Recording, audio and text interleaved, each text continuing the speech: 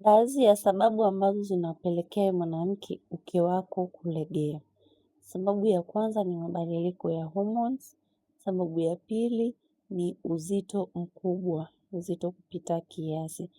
Hii inapelekea shinikizo kubwa katika misuli ya nyonga na kupelekea misuli kulegea taratibu.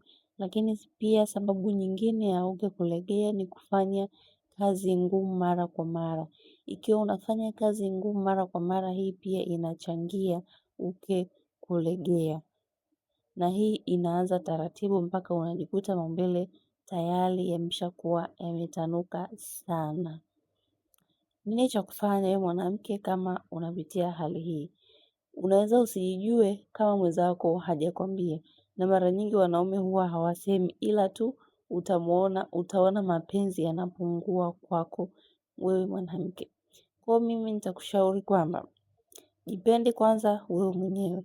Mwanaume hawezi kuja kwako na kukwambia tumia hii dawa itaenda kubana misuli ya uke. Ila wewe mwenyewe inatakiwa ujipende mwenyewe kwanza. Kisha yeye atafuata. Kama unapitia hali hii ya maumbile kulegea, yani uke umelegea, mwanaume wako akiweka ni kama ameweka kwenye bwawa. Basi, nimekuja na supplement yako ambayo itaenda kusaidia kwenda kubana hii misuli ya uke kurudi katika hali yake ya